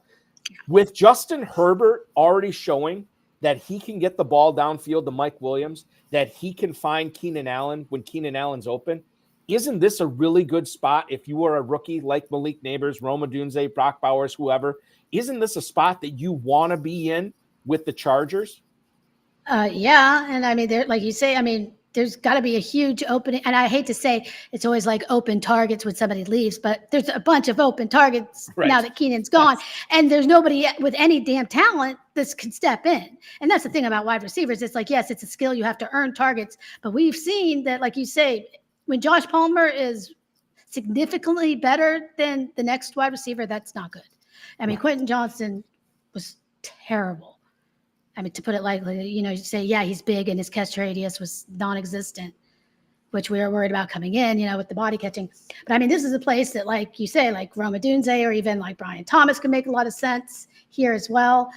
Somebody like even, if they move down, maybe getting Ladd McConkey or Donnie Mitchell, they need somebody that can make, be a playmaker here. Brock Bowers would be awesome, I think. Herbert would be great and can use him. I mean, I think Herbert's great. I just worry about Harbaugh, like calling the plays. It's like, and then some of the stuff he says, like not even wanting a wide. And I'm like, come on, like you have to take some, like they have to take someone semi-early, right? Like you have to. I mean, it's almost, it would be egregious unless they're giving him the Aaron Rodgers treatment where, oh, Herbert's good enough to make Palmer and Johnston and all, whoever we put out there, he's good enough to make those guys good. We don't necessarily need a guy. Well, for fantasy, I hope they choose to pick a guy pretty high because I think he could pay off big time in fantasy. Yeah. I want to end with this one, and I think the Las Vegas quarterback situation is probably the most interesting one. I don't know what Denver's doing. I mean, I understand they're probably going to go after a quarterback, but after this Zach Wilson trade, I mean, who the heck knows? But the Raiders really don't have anybody. They got Aiden O'Connell and they got Gardner Minshew. Neither one of those guys to me seems like a long-term guy. What about the Las Vegas quarterback? You have Devontae Adams there, who obviously can make a lot of quarterbacks look good. See Aiden O'Connell, 2023. You have Zamir White and maybe another running back that they add there. The offensive line is not bad. I mean, it's not great, but it's not bad. The Las Vegas quarterback area, is that a spot that you'd be excited about for a rookie quarterback to get in right away for Superflex leagues this year and be a difference maker? Yeah, I would be pretty excited about it. I mean, like you say, the path to starting is there, and that's something we want. I think the most buzz I've heard lately through the grapevine has been on Michael Penix, possibly being taken there, possibly the first round even, I've heard. I've also heard that they have a pretty big interest in Jaden Daniels, but obviously I'm not sure how feasible that is. It would take a lot. It seems like I've also heard that he wants to be there too. So I don't know. Maybe they are willing to give up a hell of a lot. And I think that would be phenomenal. I mean, way better than the Patriots. Yeah, for sure. And it's, by the way, it's always phenomenal to pick the brain of Stephanie Miller from Legendary Upside and Ship Chasing. Can you tell us, besides following you on the X at Steph Miller 57, where else we can consume more content from you, not only now, but throughout the start of the NFL season as well? Well, anything I'm writing is going to be on Legendary Upside for the most part. So you can go ahead and go over there. And we have yearly subscriptions available, and I don't want to promise, but we did have some promotions as well, but we'll see if those are still available that can help with your getting things. And let me see. Sorry, I totally lost. I'm horrible at promoting myself. Well, then I start backing up. But this Thursday, I'll be doing a draft party stream on Ship Chasing, so you can catch me for that. And in season, I will be on there on Thursday nights as well. And then in the Discord, I'm in Ship Chasing Discord and Legendary Upside Discord, and hanging out around Deposit Kingdom in general. You can find me. And the waiver piece will be on legendaryupside.com this fall. It will. Excellent. That's awesome. Steph, thank you so much for hanging out with me tonight. This was so much fun. I learned a lot. You reinforced my beliefs about certain rookies. You also got me to open up my mind to some other rookies I thought I had my mind made up on. Now I'm not so sure, which is great because we still got 48 hours to figure this out, and then we'll see these guys in new uniforms. Stephanie, I want to thank you, our producer, Matt Deutsch. We'll be back at 7 p.m. next Thursday. We're going to split the hours up. First hour, Fantasy Pros, Thor Nystrom will come on. He'll talk about those landing spots and what it means maybe from, I don't want to say a non-fantasy standpoint, but more of a wide scoping standpoint. And then RotoWire's Alan Soslowski will come on, and he'll give us the skinny on rookie drafts, where these guys are going, where these guys went, where these guys should go. That will be next Thursday. Check out the Empire Leagues, Dynasty Leagues, the Fantasy Pros Championship, our Best Ball Tournament and Superflex Best Ball Tournament, all at FFPC, myffpc.com. For Stephanie Miller, I'm Eric Balkman. This has been the High Stakes Fantasy Football Show on the Better Sports Network. Enjoy the draft. We'll see you next week.